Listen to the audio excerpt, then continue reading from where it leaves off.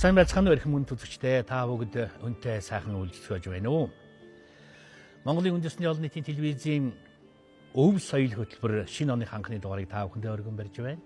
Тэгэхээр бид монголчуудаас дэлхийн соёл хүндрэлтэнд өргөсөн агуу их цээжин баримтагт хөлгөн туйлсын оршил Алтаа магтааларын нэвтрүүлгийн оны шинэ дугаарыг эхэлж байгаа маань тохиолдсон яриг биш. Бас энэ шинэ оны ханхны оршил нэвтрүүлгийг Монгол улсын ерөнхийлөгчийн шашин соёлын зөвлөх Монгол улсын соёлын гавь зэтгүүлтэн Балдар цомын эзэн нэрээр найрагч цаодын хулан бас урьж ярилцуулж байна. Тэгэхээр цаг та бүхэн 365 хоногийн өмнө бас ингэж суугаад өнгөрсөн оны 2018 онд яг ямар ажил хийх үү гэдэг талаараа ярилцж байсан санаж байна. Тэгэхээр энэс яг биелж үтсэн гол ажлуудын дурдаад 19 оныхаа төлөвлөгөөг ярина. Энийн өмнө бас ер нь Монгол улсын ерөнхийлөгчийн зүгээс та бүгд маань соёлын өв гэдгийг яг юу гэж ойлгодог юм? Энэтэй тохирсон ямар бодлого явуулж байгаа? Тэгээс эхлэе. За, Монголын үндэсний олон нийтийн телевизийн үзэгчидтэй энэ морилон ирсэн гахаа жилийн мэндийг хүргье. Удахгүй сарны бэлгийн тооллын сар шинэ банд гарах гэж байна. Тэгээд оны сүүлчээр бол хүмүүс монголчууд бол тэр хийсэн ажлаа хилцэж ирээдүйд ирэх ондоо чухам юу хийх үү гэдгээ ярьдаг. Тийм учраас энэхүү нэвтрүүлэгт урьж оролцуулсан танаа сайхан хамт олонд баярлалаа. За ер нь соёл болоод соёлын өв гэдэг бол бидний төсөөлж байгаагаас илүүтэйх өргөн дэлгэр маш гүн болоод өргөн царайтай тийм зүйл юм аа. Жишээлбэл одоо хуучин юу гэдэг юм бэ? Хуучин нийгмийн үед соёлын өв гэдгийг бидний одоо улсын болоод төрийн байгууллагад байгаа хэдэн музейнүүд тийм үү. За хүмүүсийн гар дээр, хувь хүмүүсийн гар дээр байгаа соёлын үнэт өв жишээлбэл нарийн сайхан хийцтэй мөнгөн аягнууд ч юм уу. За бидний сайхан эмээл хазаар ч юм уу. За мал аж ахуйн одоо юг дагсан одоо тоног хэрэгсэлч гэдэг юм уу те. Ингэж ойлгодог байсан бол энэ соёлын өв гэдэг бол за соёлын тухай хуулийн шинжилсэн найруулгаар ч гэсэн энэ санаа манд орж ирсэн боловч бас бүдэг бадаг орж ирсэн. Тэр нь юу юм бэ гэхээр соёлын биет болоод биет бус өв гэж ярьж байгаа. Тэгэхээр соёлын биет өв гэдэг дээр бол миний түрүүний дурдсан зүйлүүд нүдэнд үзэгдэж гарт баригдах тэрдгээр зүйлүүд байна. Мэдээж энэ чинь хөшөө дурсгал орно, эртний одоо бичиг зохиолууд орно, сүм сувраг орно, бас дээр нь энэ оюуны бүтээлүүд энэ чинь бас л гарт баригдж байгаа монголчуудын хэдэн зууны турш одоо хэвлсэн барлсан одоо ном зохиолууд орно. За үүний зэрэгцээ ерөөс соёлын үнэт өв гэдэг бол монгол хүн өөрийн биеэр үлдэж оюун ухаанаараа бүтээж чадах, гараараа үйлдвэрлэж чадах тэр дадлыг бид нар соёлын өв гэж ойлгох ёстой. Жишээлбэл юу юм бэ гэхээр хамгийн энгийн зүйлээс эхлэе л дээ. Монгол үндэстнийг монгол үндэстэн болгож чадчихэдэг. Хүн өөрөө барахтаа бол энийг соёл гэж боддгоо тэрдгээр зүйлүүдийг бид соёлын өв гэж ойлгох ёстой. Жишээлбэл за монгол хүн өдөр тутам энэ нүүдэлчин соёл иргэншлийн одоо олон зуун мянган жилийн туршид бүр өөрт нь ингээ шингэчихсэн, дадал болоо суучихсан ийм эдгээр зүйлсүүд байна. Жишээлбэл одоо малаан одоо адгуулах соёл байна. Монгол гэрээн барих соёл байна. За хонь малынхаа гизийг арилгах ч гэдэг юм уу тийм ээ. Энэ бүх соёл чинь монгол үндэстнийг зэрэгэлдээ хоёр хөршөөс гадна дэлхийн бүх үндэстнүүдээс ялгаруулж яадаг. Үүнийг бид соёлын өв гэж ярина. Тэгэхээр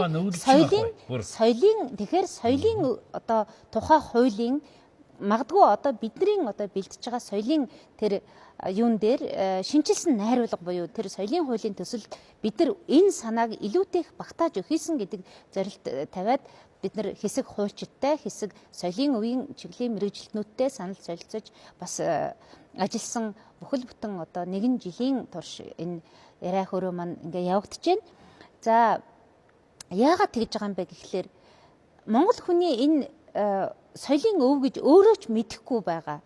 Мэдэхгүй учраас бас гадаад одоо хүмүүс алдсаар байгаа энэ соёлыг бусад улс өөр дээрээ патенталж авах ийм магадлал бол өнөөгийн хүн төрөлхтөнд бол маш асар өндөр болчихлоо. Магадлал гэхүү аюул гэж хэлж байна. Магадлал тэр аюул бол аль хэдийн нүрэлж гисэн. Жишээлбэл одоо юу гэдэг юм бэ? Хэдийгээр одоо бид нар нүүдэлчин соёл иргэншлээс суурин соёл иргэншил рүү ингээл ороод ирлээ гэхэд хуучин бол одоо Монгол эмэгтэй хүн энэ дээлийнхэн товч шилбийг хаддаг ч юм уу те Монгол сайхан одоо цаг үеийнхэн ялгамжаатай тэрдгээр дээлүүд за энэ бол манжийн үеийн дээл за энэ бол хүн нүүгүрний дээл за энэ бол одоо Багаадын Батрлын үед ийм дагнаастай ийм хошлон хошмогтой ийм дээл орж ирж байсан энэ гэд энийг бид нар нарийн мэддэг угсаатан зүй судлаачтай байсан бол өнөөдөр тэд нар манд байна уугүй юу байгаа бол хэр яаж ажиллаж гэнэ үү тэгээ энийг ард иргэд маань хэр мэддгийг гэхдээ энийг одоо бусад одоо хөрш гүрнэх өөр дээрээ одоо авах тийм үү нэгдсэн үндэсний байгууллагын олон одоо юун дээр байна шүү дээ заалтууд дээр хадгалах ёстой хамгаалах ёстой устдах аюулд орсон соёлын өвөд байгаа. Тэгэхээр бид нар энэ эдгээр соёлын өвөө бол өөртөө зайлшгүй мэдж яхсан зүйтэй юм аа. Хамгийн гол нь хөрсөн дээрээ зөв бууж чадахгүй байна. Социализмын он жилүүд одоо цэтэн балдаргын хоёр лоосон гэж зүрхийн юм гараад хүн болгон цээжиж илэн шүү дээ. Энэ хэдийгээр догматик ч гэсэн бас тэр доороо хүртэл хөрсөндөө хүртэл явуулах арга байж. Бид энэ менежментээ бодож чадахгүй байна. Хоёрдугаарт бид нар ерөн зүгээр Монгол улсын төр өнөөдөр ч гэсэн бидний нэг том алдаа байна. Тэрний юу юм бэ гэхэлэр бид нар бол одоо тоогон дотроо байдаг ус шүү дээ. Соёл гэж юу юм энийг бол бид бас нэг жаахан тэмтрэх хэмжээний ус. Гэтэл энэ соёлын өв гэдэг буюу соёл урлаг гэдгийг энэ бол ард түмний оршин байх мөн чанар юм. Энэ бол амин зүрх юм. Энэ бол ерөөсөө бурхан болгож идэг сүншгэн юм, хүнийг хүн болгож идэг сүншгэн юм. Үндэстнийг соёл урлаг нь авч явдаг юм байна гэдгийг дээр дорон бид нар сайн ойлгох ёстой. Утаа байхад чи юу яриад байгаа юм? За одоо шашин гэж юу байдгийг эдийн засаг хүнд байхад чинь юуны чинь соёл гэдэг ийм дарга нар ийм төшмөлнцэр олон байх тусмаа бид нар үндэстэн маань мөхнөө улмал ядамаг болно. Тэгэхээр бид нэгэн үедээ энэ байтугай ядуурчихсан. За яг сая бид нар ингээл нөгөө үндэсний эрх чөлөөнийхөө том ойг хийлээ те. Ингээд энэ үндэсний эрх чөлөөний ой хэдий сайхан арга хэмжээ болж ялаач гэсэн нэг жаахан гуниг байгаад байгаа юм.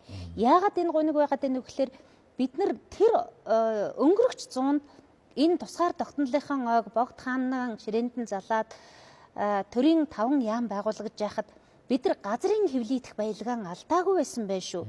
Монгол улс бол яг хятадын одоо данжаадын одоо пүүснүүдэд хүн бүхэн өртөө байсан ч гэсэн өнөөдөр ямар ялгаа байгаа юм. Өнөөдөр бүр илүү газрын хэвлийдгээ алдчихсан. Өнөөдөр тэр үгийн хэлэх хэрэгчлөөг алдсан. Тэр үнэт зүйл, тэр газрын хэвлийд байгаа баялгаас илүүтэй зүрх сэтгэлдээ байгаа үнцэрхэг үзлэн алдчихад оюун сэтгэлдээ байгаа бахархнаа алдчихад бодргуулчихсан байгаа учраас харамсалтай байгаа юм. Үүнийг бид нар яаж нөхөд сэргээж авах вэ? Ялгахаа. Яаж авах вэ гэхээр бид нар энэ үндэсний энэ үнцэрхэг нэг байдлыг тийм ээ нэг өнгөрөгч зууны тэр нэг хийрхэл, мартагдал, хитийдэл үндсэндээ солиорлоос ингээд салгаж авахтай байгаа юм. Тий, тэгээ энэ бол зөвхөн одоо соёлын чиглэлийн юу биш л дээ. Яг тэгэхээр соёл гэдэг бол өөрөө маш юу гэдгийг одоо юу гэдгийг хөрвөх чадвартай зүйл. Соёлын нэг сайн контентийг ховсомтгаа бас. Тий. Нэг зүйлийг одоо бид нар жишээлбэл юу гэдгийг Монголын уламжлалт ангаах ухааныг аваад үзье тийм үү? Монголын уламжлалт ангаах ухаан өөрөө соёлонч болж идэг. Ерөөс үндэснийхэн тэр эрүүл мэнд одоо амин язгуурыг тордогч шинжлэх ухаанч болж байдаг. Шинжлэх ухаан болж идэг. Тэгэхээр бид нар Монголын уламжлалт ангаах ухаан гэхээр одоо бид нар юу яадаг вэ гэхээр залуу үетэйгээ бид нар маргалж шít. Зүгээр л агарын утаа яриад идгээс биш бид нар ямар хоол идэх үү, ямар хувцс хунар өмсөх үү.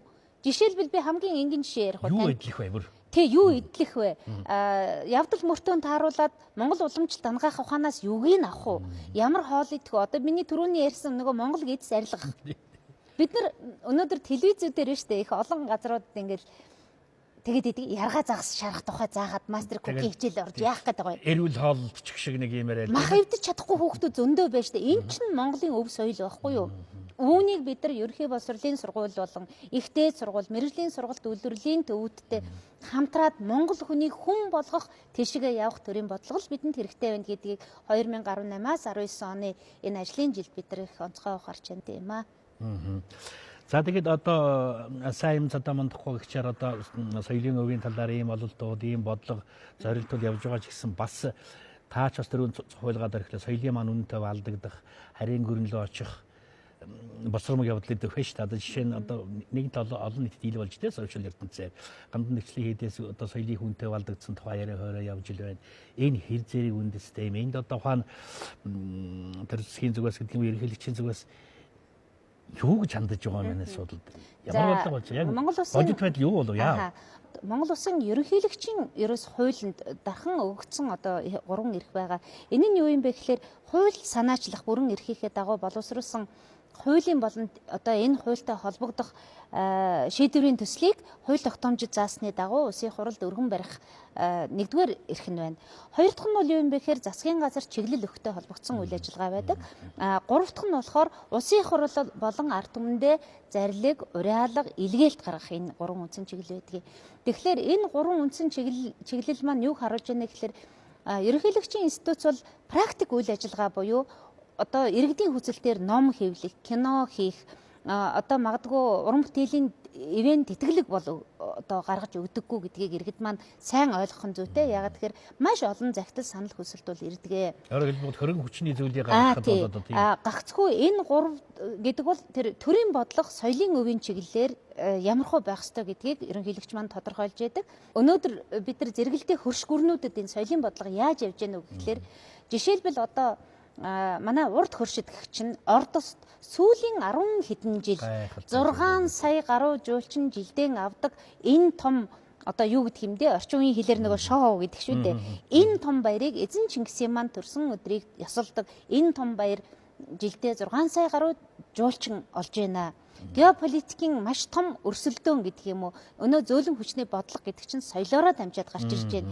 Тэгэхээр одоо удахгүй энэ тэгээд энэ юу гэдэг вэ гэхээр 99 одоо цагаангүй унганы парад тэнд одоо явж байна. За эзэн богдын маань сүүлчийн амьсгал шингэсэн тэмээний унгасыг ч юм уу магадгүй ямар нэгэн зүйлийг эдгээр нэг тийм домоглоод л ингээд аваачид бодлогоор хийгээд байхад бид нар яагаад энэ жинхэнэ бурхан халдан маань налааж яхад өнөөдөр бурхан халдан уул маань нэгдсэн үндэсний байгууллагын одоо сойрхол хамгаалалт багтсан хэрнээ өнөөдөр магадгүй тэр одоо саяхан тэр нэг яриа гарч ирсэн бас нэг иргэдийн үнэн хутлаа нь мэддэхгүй яриа байдаг. Тэр нь юу юм бэ гэхээр нэг 200 гаруй одоо машин ачаа зүйлийг одоо цагдаагийн хамгаалтанд дор аваад гарсан ч гэдэг юм уу. Тэгэхээр энэ бүх яриаг бид нар эзлэх ёстой. Үнэн нь хаа байна, худлаа нь хаа байна. Тэгэхээр би түрүү юу ярьсан бэ гэхээр бид нар ер нь энэ тэрэгний маань энэ дөрвөн дугуй жиг дэргээд ирэхлээрээ үнэн зүйл чинь нэг жаахан ялгараад хар цагаан зураг шиг ялгараад ирэх болов гэдэг одоо найдлагыг бид нар 1920 оноос тавьж байна л да. Яг одоо бол бид нар юу байна, бидэнд юу гаалтчив, ямар хэрэг одоо хардах бид нар чи эрэхтэй шүү дээ. Бид нар чинь ард түмнээ төлөөлж энд ажиллаж байгаа учраас бид нар бол ард түмнийхөө өмнөөс харданчиг, хардснаа бас сайн шалганчиг.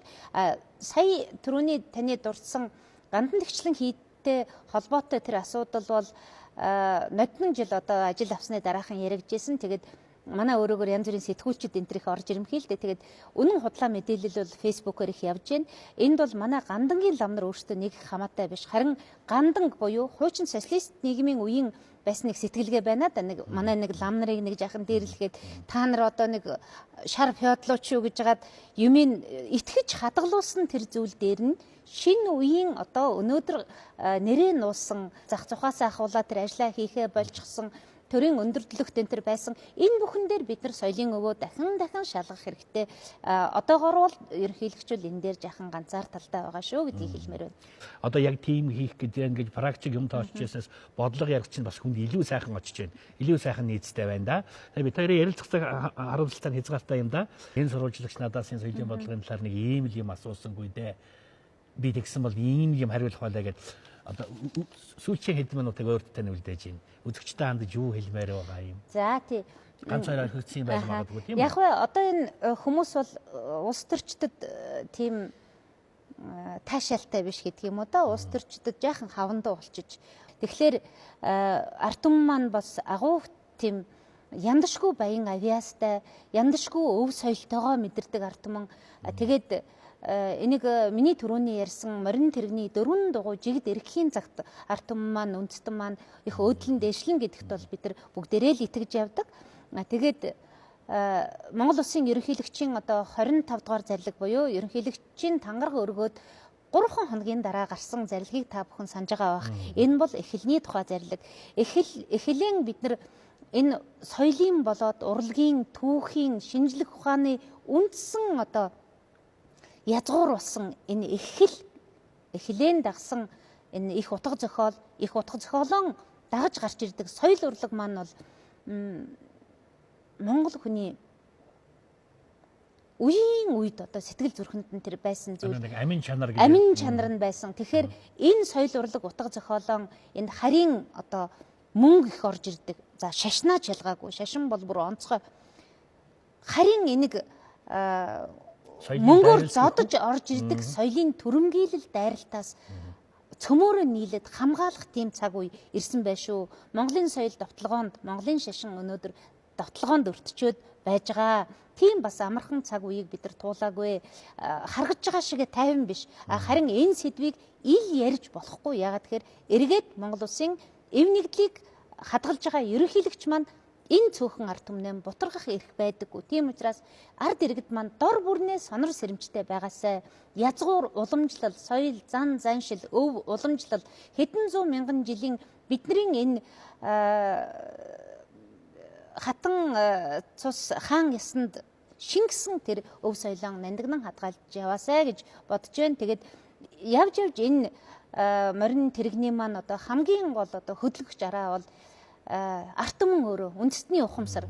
Тэгээд бид нар бол хөдөлгүүр гол хөдөлгүүр юм урдаас нь чирэх гол хөдөлгүүр. Тий, тэгээд нэгэнт мориор зөөрлсөн юм чинь энэ морь бол Оросын одоо тоомсог биш юм. 70 жил бид нар Оросын тоомсог шиг явлаа. Өнөөдөр бас нэг эцэнхий одоо авиас иддэг илжиг бас биш баймаргүй байна.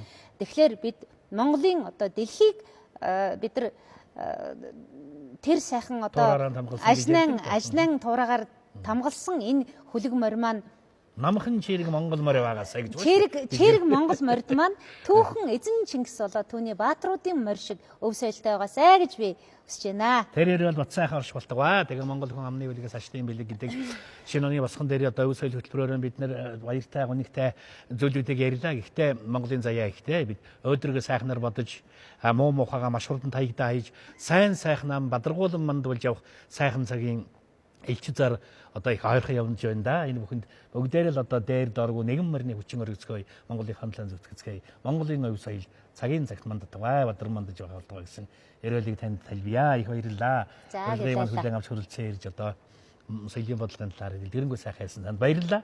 Их баярлалаа. Манай өв соёл хөтөлбөр өргөлж байна үзэгчтэй.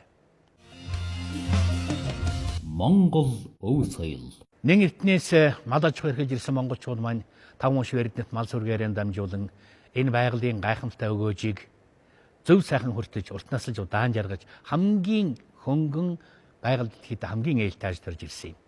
Үүнийхээс ацуу бас 5 унш эрдэнэт мал сүргийнхээ арьс хөрсөөр за аж ахуйн баг бүх зүйлийг хийж ирсэн гэж хэлж болно доо. Дээл хувцснаас өксүүл байдал, сур аргамж, чөдөр, за тэгээд сав хөхүүр бүр арьсан авдар хүртэл хийж ирсэн.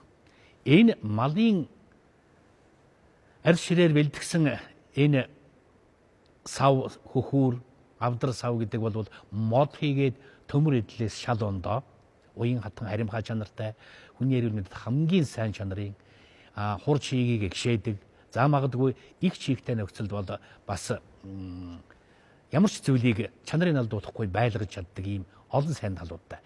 Тэгэхээр арьс ширийн эдлээ энэ орчин цаг үед, өнөөгийн цаг үед шинжлэх ухааны техникийн ололт ашиглаад бас уламжлалт арга хэрэгслээрээ яаж шүү хөгжүүлж, яаж шүү одоо орон зайг нь алдахгүй авч яваа юм бэ?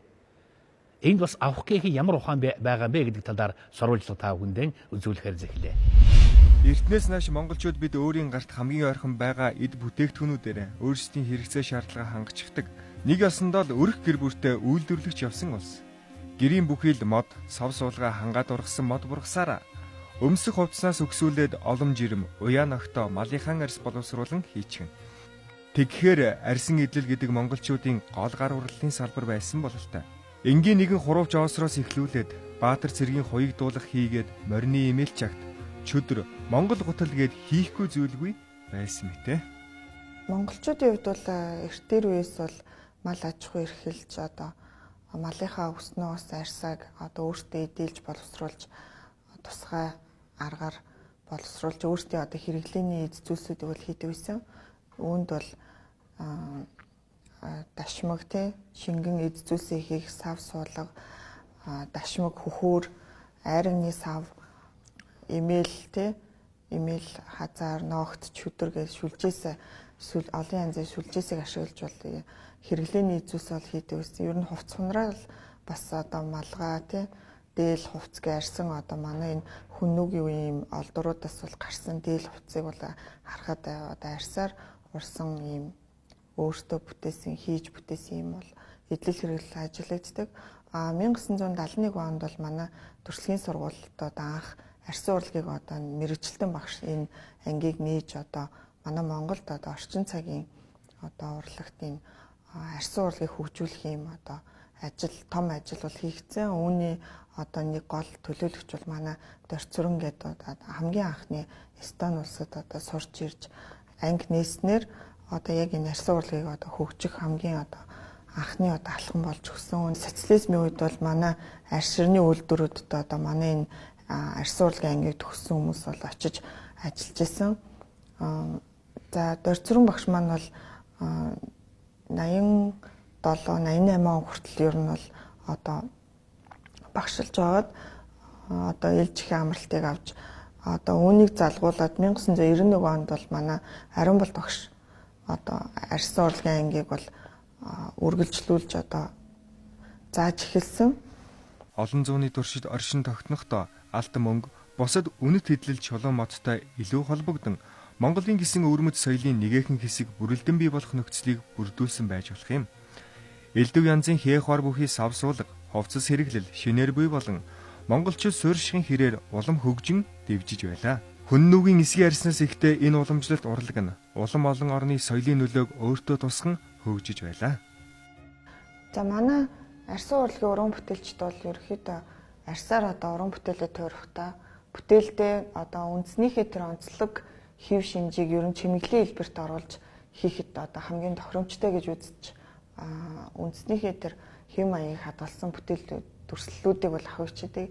За энэ арьсан бүтээл дээр гэхэд л одоо хүрлийн үед дүрслэгдэж үлдсэн амьтдын хоорондын тэр тэмцэл тэр эрчимт хөдөлгөөн тэр сонин одоо эвэр энэ анатомиг бол ингэж баримлаар ингэж хийгээд түүнээсээ одоо хэв аваад ингээд ийм хөөмөл болгож ингэж товоолгож дүрслсэн байгаа.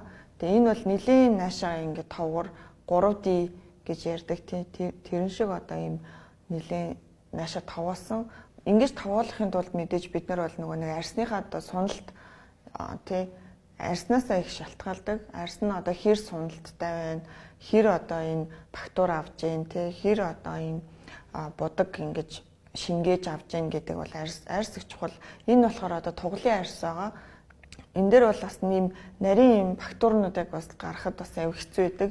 Энэ нөгөө хэлбэр формоо алдуулахгүй тулд бол энэ бас хаана зөөлхөн зохих уу, хаана одоо хүчилж цааш нь одоо хонхоолох уу гэд энэ дээр бол хүний тэр уран бүтээлч хүний одоо маш их мэдрэмж бол шаардагддаг учраас энэ дээр бол энэ бол нэлийн одоо нарийн одоо энийг харахад хүн болгон харахад л энэ яг Монгол одоо үндэсний юм хүрлийн үеийн бүтээл байна гэж ингэж хүнд харагдахаар одоо ингэж бид нар бол юугаараа одоо бусад улсын энэ арьсан урлагийн уран бүтээлчтэй юу бол энэ яг энэ Монгол гэсэн энэ үндэснийхээ энэ дүрслийг үзүүлж чадчихэж л бид нар юу нэг бусад орны уран бүтээлчээс ялгарах учраас энэ одоо зохиомж болон би одоо яг энэ ямар одоо бүтээл хийх үү гэдгээ бол манай уран бүтээлчд бол сайн бодолцож яг тэр эскизэн дээр бол ярилцаж те ямар одоо энэ хүмүүст одоо энэ сэтгэл төрүүлэх вэ гэдэг нь бол маш чухал. Монгол гутал те имэйл энтри чинь манай арт түмэн чинь нөгөө ардын урлаг гэдэг одоо хүн болгоно л ингээд те аав нь хүүдээ зааж өгөн те ээж нь охиндоо зааж өгнө яаж оих уу гэдэг те эн чинь нөгөө нэг тэр уламжлалж ирсэн юу чинь ингэж хөгжиж баг багаар хөгжиж явсаар агаад ер нь бол яг ийм юу болж байгаа. Өдгөө малын арьс боловсруулах уламжлалт арга барил улам багсан энэ үнэт түүхийд хог хаягдл мэт үнэгүйджээ. Уулын арьсаа уламжлалт ганд хийн, давс хужир, тараг цагаанд хийн боловсруулах, тархиарыг дээлэх, талигдах, хөдрөглөх зэрэг аргуудыг ашиглан арьсаа илдэх гээд монголчуудын хувилах ухааны эрдэм мэдлэг орхигдсон байна. Дэлхийд аяар шигтгэн хэрээр байгалийн чанартай соёл хүссэн хүсээгүй алга болж орлуулах хэд үйлдвэрчсэн байдал хүчээр түрэн орж ирж байна. Харин тэрэл зүйлийн эсрэг өөрсдийн хүч бололцоогоо шавхан байгаа хэсэг уран бүтээлчтэй бид уулзсан юм. За энэ манай уран бүтээлч мөхтөлийн яг одоо арьсаараа бүрхэд яг бэлэн болцсон байгаа. Хөөмөл ийм арьсан зураг байгаа. Тэгээд энэ зургийн онцлог гэхээр бол Монгол зургийн аргыг одоо арьсан дээр хийх ийм аргыг бол ашиглаж хийсэн. Одоо энэ бурхтыг одоо ийм чимэглэн хэлбэрт оруулаад ингээд нэг бүрчлээ ингээд сийлээд ингээд цэцэгний энэ хээ хаар навч те энэ бурхтын энэ юм сонио хөдөлгөөнт ингээд дүрсийг бол ингээд сонгож авч энийгээ зохиомжлоод ингээд ийм том хэмжээний энэ болохоор манай одоо 4 сарын 23-наас 30-ны хооронд одоо гарах энэ шинэ уламжлалт хөрөл бог үзэсгэлэнгийн одоо үзэсгэлэн тавигдах юм шинэ бүтээл хийж байна. Сийлэхдээ бол маш нарийн одоо бүх одоо деталь болгоныг одоо нарийн сийлжээж энэ арьсан дээр одоо яг тэр сийлсэн энэ юу бол яг гарч ирэхээр ингэж хийдэг учраас энэ хамгийн гол юм нь энэ одоо суур энэ эскизээ маш сайн одоо аль нь одоо цаашаа хонхох, аль нь наашаа товоохын цэцэгний одоо дэлбээ нь одоо яг аль нь ингэж энэ эскиз дээр бол нэлээд сайн бодож сийлж ингэж юу яах хэрэгтэй. Энэ бол одоо бас нэлээд юм арай жоохон зөөлхөн юм одоо картон цаас байх хэрэгтэй. Тэгэхгүй бол энэ том юг бол одоо сийлэхэд манай эмэгтэй уран бүтээлчд бол бас юм гарын хүч ингэж шаардагддаг бас юм нэлээд хүнд ажил. Эдгээр хүмүүсийн хийж урлаж байгааг харахад уламжлалт Монгол соёл тэрж ихтэй мэдрэгдэнэ. Наад захын бүтээлдээ ашиглах арьсаа сонгохдоо уламжлалт аргаар төхөөрсөн арьс үсийг нь гэмтээхгүй байх шаардлага тулгарна. Дараа нь арьсаа хадгалах боловсруулах гэд бүхий л үйл ажиллагаа нийжил. Нэгэнт бэлэн болсон арьсаа хийх хэдлэлдээ тохируулах, цоонож төөнөх, хөөмөлдөх гэд үндсэн аргууд нь урд нь бидний хэрэглэж байсан соёл юм аа. Тий, ер нь бол одоо бидний хувьд бол манай нийгэмлэгийн уран бүтээлчдийн хувьд бол арьсаа ингээд үйлдвэрт өгж боловсруулна. А яг ямар одоо бүтээл хийхээ яг тэрэндээ тохируулж одоо боловсруулж болно. Одоо сүүлийн үед бас нано технологи гэдээ бас одоо чигтэй газар тий өөр газар ингээд хувиралд орохгүй тийм одоо сайн чанарын арьсуудыг бас бэлддэг болсон байна. Тэгээ өөртөө бас бид нар бол боловсруулж одоо зарим одоо түүхийн арьс гэдэг нь болохоор нөгөө хагас боловсруулсан яг нөгөө шар сүү тий тараг энтерд ингэж ээдүүлээд ингэж зөөлрүүлээд ийм одоо юу хийхэд бол өөртөө бас тэгж боловсруулж байгаа уран бүтээлчтэй байгаа. Монголчуудын амьдралдаа хэрэглэж байсан бүхэн нь хэдэн зууны монголчуудын өв соёлыг өөртөө тээн байгаль эколог хэрэглэж буй хүн атгуустаач ээлтэй гэдгийг бид мэднэ. Тиймээс дэлхийд даяаршин байгаа өнөөгийн нөхцөлд Монгол гэсэн өөрийн соёл уламжлалаа хадгалан үлдэхэд өвөг дээдсээс өнөө уламжилсан тэр мэдлэг мэдээлэл арга технологи зайлшгүй бидэнд хэрэгтэй билээ. Монгол өв соёл. Монгол өв соёлын хөтөлбөр үргэлжлэж байна үзэгчтэй. Дараагийн зочноор музей судлаач Цэдмаа горыг дээрсэн байна. За сайхан үйлчж гинэ та? Сайхан та сайхан үйлчж байна уу? За сайхан үйлчж гинэ. Монголчуудын одоо бүхий л цаг үеийнхаа туршид бүтээсэн эдийн болоод ахуйн соёлын энэ олон зүйлс дотор одоо Монгол цоож идэг нэгэн мартагдчихгүй бөгөөд нандаан тийм жижиг эрдний од болсон нэгэн өв байдаг. Энэ талаар бид бүхэн өнөөдөр маш тодорхой ярилцсан. За ингээд энэ цоож гэдэг зүйл ер нь Монгол төдийгүй ер нь дэлхийн хүндрэлтөнд ер нь хэдийн үеэс үүссэн зүйл юм бэ гэдгээс яриагаа эхлэх нь зүйтэй баха. За тэгэхээр энэ улс орон болгонд бол өөрийн тийм одоо цоож төвжиний төрөл байсаар ирсэн. Одоо ч байна. Ер нь бол цоож одоо анх төвжээ одоо яаж анх гарч ирсэн бэ гэвэл одоо хөрөнгийн ялгаа бий болж одоо суурьсан амьдрах цаг үеэс л одоо эхэлсэн гэж үздэг юм байна. Эхлээд одоо хүмүүс ялгаатай хөрөнгөтэй болонгууд тэрийг одоо орон зай, талбай, хөрөнгө хязгаарлах, хэн нэгэн хүнд одоо найдвартай байлгах гэж одоо тийм зохион байгуулалт хийж исэн байна. Тухайлбал үр хүүхдэд хариуцуулж исэн байна, садан төрөлдөө хариуцуулж одоо өгч одоо харуулж исэн байна. Сүүлдээ одоо мал амтнаар нохоо хүртэл одоо хөрөнгийг одоо харж хандаж ингэж байгаад. Тэгээ сүүлдээ бол энэ маань явсаар хагаад ийм механик хэлбэрт ороод төгжээ гэдэг одоо энгийн юм бий болсон гинэ. Тэгээ энэ дэлхийн түүхэнд бол анх бол Хятад, Египтэд бол энэ төгжээ эхний одоо тийм юу гэдгийг одоотой харьцуулбал болох мэдүүлэгдүү ийм төгжээ үүссэн гэж үздэг юм байна судлаачид. Энэ нь бол одоо 712 оны үед одоогийн Иракийн одоо нутаг хавьд Тигр голын хавьд хийсэн ийм археологийн судалгаагаар тэр Донин гэж хааны 200 өрөөтэй тасалгаатай ордны одоо ордон байсан байна. Тэгээд тэр ордон нь бол үлдээгүй юм байна л да. Тэр археологийн олдвоороос төгжээ алдсан юм байна. Одоо бүр энгийн одоо чагт байдаг нь модон онсон энэ төгжээг бол ихний одоо анхны төгжээ гэж үздэг. Сүүлдээ одоо Еврохнуткаас ч юм уу тэгээд дараалан олдсон. Ер нь бол төгжээ цоожийг бол улс орон болгон л хэрэгжилж ирсэн. Ингээ бодоход энэ хүн төрөлхт нөмжийн харилцаа үүссэн цаг үеэс л тэрийг нэг талаараа хадгалах, хамгаалах тийм зүйлийн үүднээс л энэ цоож цуурга төгжээ үүссэн байна. За энэ Монгол цоож гэдэг энэ зүйлийг та нэг тодорхойлоод хэлвэл ер нь Монгол цоож ер нь монголчууд хэдийн үеэс бүтээж ирсэн, ямар онцлогтой, ямар бэлэгдэлтэй хэмэд чинь Монгол цоож руу яриагаа өргөжлүүлээ. Монгол цоож бол ер нь нэг суурин амьдрал бий болоод одоо хот суурин амьдрал илүү хөгжиж ирсэн. Энэ одоо хашаа байшинтай болж ингэж ирсэн үеэс л Монгол цоож 1920-ад оноос л одоо эхэлсэн гэж үздэг юм байна. Хэрэгжилж эхэлсэн гэж. Тэгвэл энэ одоо худалдаа харилцаа үүсээд олон орнтой харьцаж эхэлсэн. Ялангуяа энэ хоёр том улс орны хажууд дунд нь байгаа монголчууд бол одоо эхлээд одоо яг тэр гадны цоож маж орж ирсэн юм шиг байна. Хамгийн одоо гайхшинтай юм бол Монгол цоож гэсэн нэртэй өөрийн цоожийг бий болгосон одоо гайхамшиг юм энэ байгаа. Тэгэхээр бол одоо Орос цоож гэхэд бол ийм 100-д цөлөхгөр дэгэ маягаар гогцоолддог байхад Хятад цоож бол нэлээд гонцгой одоо хавтгайд нингэн хийж яхад монголчууд бол тийм нэлээд багтуу их тийм зузаан одоо төмрөөр их олон өргөстэй одоо ингээд дөрвөлжин маягийн авдар хэлбэрийн тэр бас авдрын уламжилж байж болно. Голдвол тийм авдар хэлбэрийн цоо шийжсэн. Бидний явуулсан судалгаагаар бол ер нь бол улс аймгийн музейнүүдэд байгаа цоожин дээр төвшгөлсөн гол нь. Энэ одоо ямар учиртай вэ гэвэл ер нь бол музейнүүд чинь 10,000, 20,000 маш олон үзмэр байна шүү дээ. Тэгээ энэ үзмэр дотроос зөвхөн музей биш.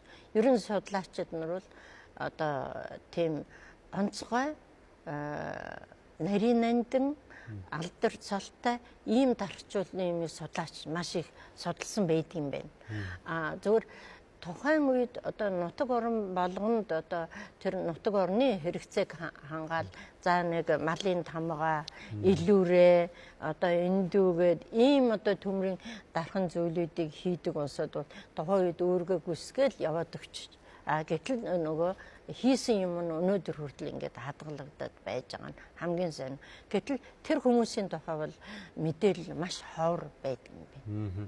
Энэ 20-од оноос одоо түлхүү хөгжиж үүсээд одоо хүн ардын хэрэгцээнд хэрэглэгдсэн Монгол цоожны ер нь одоо гол нууц нь бол тэр нэг онс англианд байгаа. За бас тэр бэлэгдэлтэй байгаа тий. Энэ талаар ярил.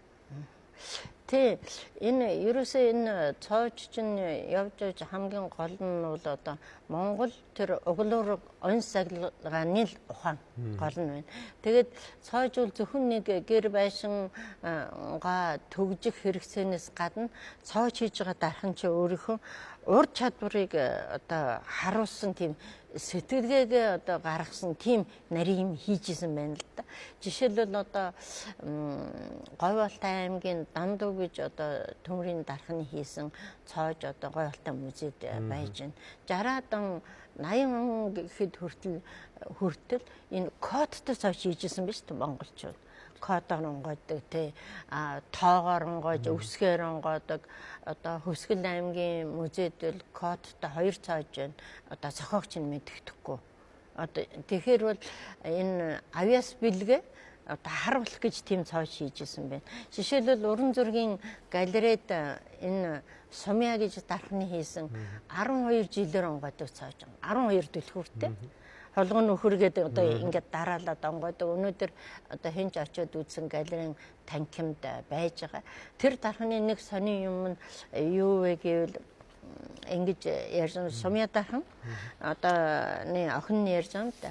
Аав одоо дархаа хийхдээ өрхөө бүтээгээд өрхөнийхөө одоо өрхөн дээрээ цоолоод тэргээр нь одоо нарны туяа орохоор нөгөө нарны туяа нь хийж байгаа юм дээр нь одоо тусаад тэр ширээний жидэн тэр гэж байхгүй шүү дээ. Тэгж одоо хийдэг байсан гэд их сонирхолтой юмнууд ярьдаг юм байл. Энэ цоожны бүтцийг ярил. Одоо бас бидний өдөр тутмын ахуй амьдралаас нь цоож хэрэглэгдэхгүй байгаа учраас бас зарим хүмүүсийн цоожийг ер нь бас мартах тийшээ хандж байгаа тий. Яг энэ Монгол цоожийг. Одоо Монгол цоожны одоо бүтц нь юу вэ? За жишээ нь одоо ингэж даруулагч байд юм уу? Цүүж байд юм уу? Хоёр хэсэг юмыг нийлүүлж батгалгаж штэ тийм ээ. Одоо хаалганы яс модон дээр хаалганыхаа хавцаа тэгээд тэгж хийхэд цүү гэж нэг гогсоо шиг юм байна. Цүү байна. Цүүн дээр тойл гэж ярьдаг, зарим газар одоо даруулга гэж ярьж байгаа. Хадгай төмрөө нөгөө хоёр хэсгээ бэхэлж байна. Тэгээд одоо цоожны ихвийн өргөс нь тэгээд одоо түлхүүр нь. Тэр өргөсний чинь одоо цоожны одоо тэр өргөсний одоо нэг хэсэг нь түлхүүр орж иж ингэж хоорондоо нийлээд түлхүүр хахаад твтэж байна. Одоо тэр хэсгийн зарим даршууд хавс гэж одоо нэрлэдэг нутаг орны янз бүрийн одоо хэл байдаг. Тэгээд бид нар энэ цоожны тухай үзэсгэлэн гаргасан л да 12 сард. Энэ үзэсгэлэн дээр бид нар хамгийн гол нь энэ тань мэдгүй хүмүүст ойлгуулъя цоож гэж юу байдгийг яаж зэн гэдгийг ойлгуулсанд бол энэ манай энэ одоо төсөл дээр ажилласан улсууд бол принтлж одоо 3 дээр принтлж гаргасан шүү дээ. Ховн цар цоож хийгээд тэр үзэсгэлэнгийн нээлтэндээ тэр шин барьж үзээгүй улсууд зөндөө байгаа шүү дээ. Одоо хэрэглэхгүй амжин тий. Тэгээд одоо принтерээр хийсэн юм цоожийг тийм 3D-гээр хийсэн бас одоо үзүүлсэн шүү дээ. Анимашнээр одоо цоож яаж ороод одоо энэ чинь одоо бид нар цүүгээд одоо тэр хайрцагт одоо орж байгаа цүү чинь янз бүр байна. Одоо Отгонбаатарын цоглуулгыг энэ үзэсгэлэн дээр тавьсан ийм 5 хэсэг өргөстэй хүртэл цоож байна шүү дээ. Нэг ийм одоо их винд 5 угсаар орж иж онгойдог. Тэгээд 5 дэлгүүртэй. Тэгээд энэ чинь маш бат бих. Энэ магадгүй 5 дэлгүүрээ 5 эзэн аваа явж. Тэгээд тавлаа яаж одоо дараалалаараа ирж иж нөгөө цооч чинь онгойч шишээ. Ийм нарийн ухаанаар одоо хийгдэжсэн байна. Саяхан бас энэ өнгөрсөн 18 оны сүүлчээр энэ Монгол цоож мартагдшиг өгөөд нэг үзэсгэлэн гарсан. Хоёлаа бас түрүүний ярьсан энэ Монгол цоожийг 3D-гээр замун дээр үзэсгэлэн дээр ямар сонирхолтой цоож тавигдсан тухай сурвалжлагыг бас үзээд эргээд студидтэй уулзцгаая.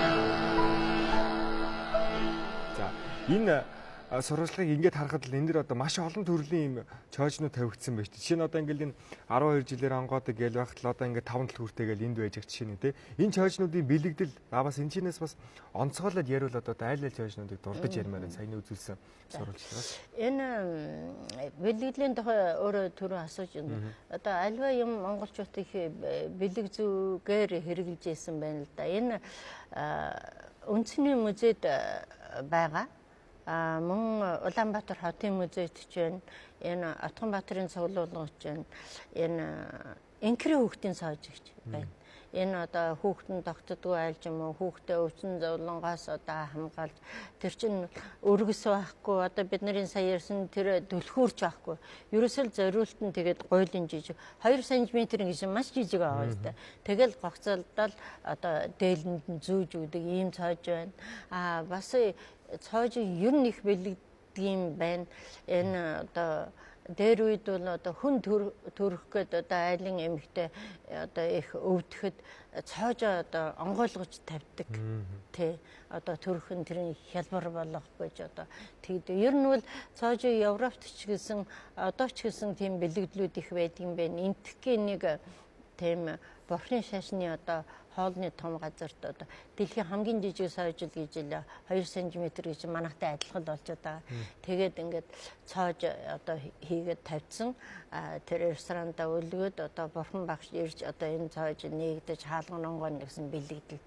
Ер нь өөрөө чи мэдж байгаа шүү дээ одоо Европод одоо цоож чинь одоо хайр сэтгэлийн одоо бат бөх бэлэгдэл болгож гүүрэн дээр манай ч гэсэн бас зарим гүрнэдээ тий цоож төгж тавиад тэр нь бол одоо тэр гүүрний бэх батад бас нөлөөлж нь маш олон орн зүвээ тэгээд ингэж хүмүүсийн сэтгэл зүйд бас тий цоож шиг бат бүх байхад тийм учраас энэ цоож гэсэн нэр ч одоо монголчуудад зөндөө байдаг цоож гээл алтан цоож ийм цоож гэдэг цоож гэд нэр бат бүхийг л бэлэгдэж тий бас үзэгчтэй сонирхуулаад ярихад бас манай увсын хинч хөлөөд нэг уран дархан одоо Оросын их одоо өдөрдөгч Сталин бэлгэлж исэн Монгол улсын газрын зурагтай яаж онгоодог гэдэг нэг сонин цоож байсан да. Тэр талаар та бас ярил.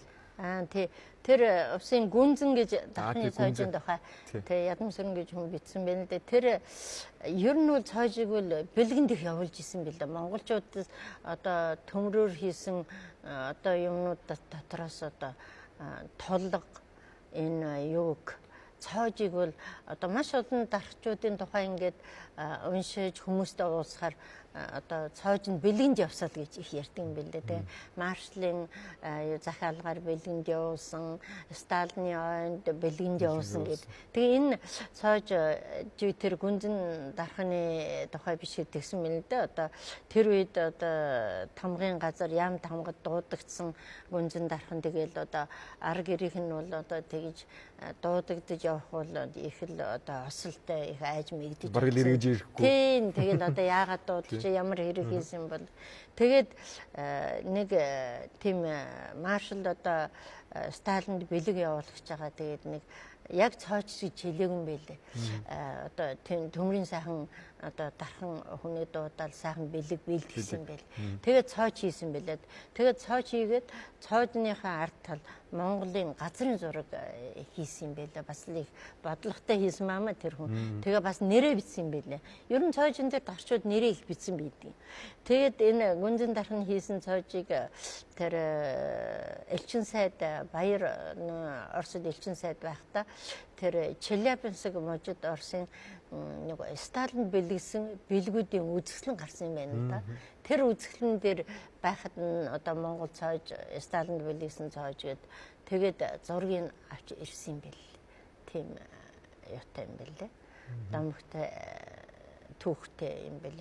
Гэх мэтэр одоо маршалд бэлгэсэн цоож гэж их ярьдаг юм бэлээ. Тэгээд бодвол цаашгаа гадаадын бэлгэнд л явдаг байсан ба. Орчин үеийн амьдрал чинь ийм зүүдэг Монгол дархны цоож хэрэглэдэг байж байна. За хөдөө газар бол байна амбар саваа гэрээ цоожлох цөм байна.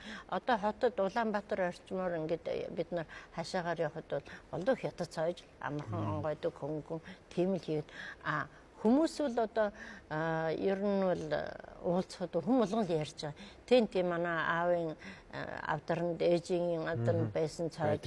Сүүлдээ бас сони юм ярьж байгаа. Одоо миний үеийнхэн бол одоо ямар цааж үзэж ирсэн бэ гэхээр тийм жижигхэн цааж яагаад гэвэл эмээ ээж энэ төр нөгөө чихрээ тийм жижигхэн бор авдарнд хадгалаад цоожлцдаг байсан. Тэгээд чихрийн авдарны цоождаг. Сүүлдээ нөгөө том цоож нэх үүрэггүй болоод нэг тийм авдарны их үнэтэй зүйл юм биш болж ирсэн юм шиг байгаа юм. Тухайн бас өөрсдийнхөө хэрэглээндээ тааруулаад томыг чийждэг, жижигийг чийждэг. За тэгээ оюун ухаан дархан хүн бол одоо бурхан ухаантай гэдэг чигт өөрийнхөө оюун ухаан, ур хийцийг шалгаад бас олон төрлөөр онгоодог, цоож зургийг одоо маш ихээр хийж бүтээдэг байсан өв бол өнөөдөр бидэнд мартагдах шахсан. Гэхдээ энэ мартагдах шахсан Монгол цоож гэдэг өвийг л одоо ингээд судлаад, сурталчлаад, түгээн дэлгэрүүлээд явж байгаа. Танд бас баярлалаа. За тэгээд өнөөдрийн Монгол өв соёл хөтөлбөрт бас Монгол цоожны тухай сонирхолтой бөгөөд бас энэ цоож гэдэг зүйл яагаад чухал, ямар бэлэгдлийг агуулдаг гэдэг талаар сонирхолтой яриа өрнүүлсэн музей судлаач Сэдмага танд баярлалаа. За таны цаашдын судалгааны ажилд бас амжилт хүсье. Монгол өв соёл. Эрхэм хүнд үзэгчдээ Монгол өв соёл хөтөлбөрийн шинэ оны анхны дугаарыг та бүхэндээ өргөн барьлаа. 2019 он буюу гахаа жилийн туршид та бүгд маань монголчуудын үеийн үед бүтээсэн түүх, соёл, шашин, угсаатны зүүн гайхалтай сайхан өвөл өмжлөлээс толилон үзэх болно. Дараагийн дугаар хүртэл баяртай үзэгчдээ.